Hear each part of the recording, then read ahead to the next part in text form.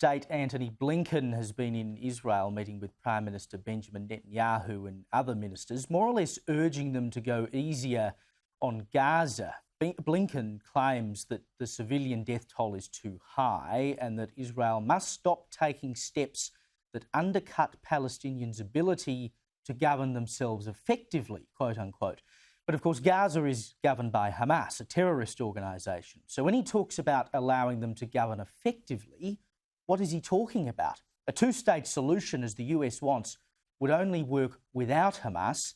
And the only way to get rid of Hamas is to wipe them off the face of the planet. Joining me now from Israel is author Douglas Murray. Douglas, a pleasure as always. What is Blinken actually trying to achieve here? Good to be with you. It's a bit of a mystery in some ways, because the claim that he's making that there simply needs to be greater trust on both sides, as it were, in order to push for a two-state solution, and that it's within Israel's grasp to hand the Palestinian peoples in the West Bank and Gaza a sort of reputable social democratic government structure that allows them to thrive economically and socially. It's a complete fantasy. Everybody can see it's a fantasy, except it's certain people in the international arena who cling on to this very, very outdated model for dear life. There are very few people in Israel across the right or the left of politics who think that a two-state solution is remotely plausible at the moment.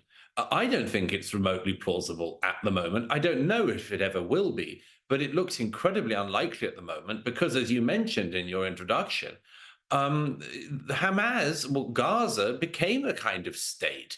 Every Jew was forcibly withdrawn from the Gaza.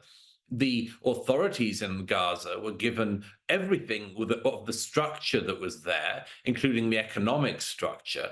And for the next 18 years, Hamas were voted in, killed their Palestinian opponents, enriched themselves massively, bought Ferraris and luxury apartments for themselves and their children, kept the people in some relative poverty because they stole all the aid money and other things that went in and built a tunnel network instead of buildings. But, you know, all of that happened in what could have been a Gazan Palestinian state. And then after barrage of rockets over many years, finally we had the events of October the 7th last year and 3 months ago now. And that's what the Israelis got from a Palestinian state in Gaza.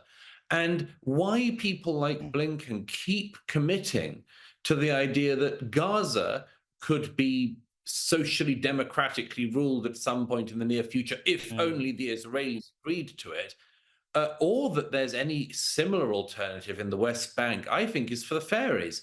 The West Bank, if it had an election tomorrow, would elect Hamas. It's the only good reason why Mahmoud Abbas is now into something like the 17th year of his 4-year term as head of the Palestinian Authority.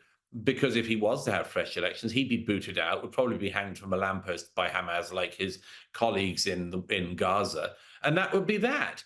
So it's simply a dead song, a dead myth, a dead piece of rhetoric that Blinken and others are now saying.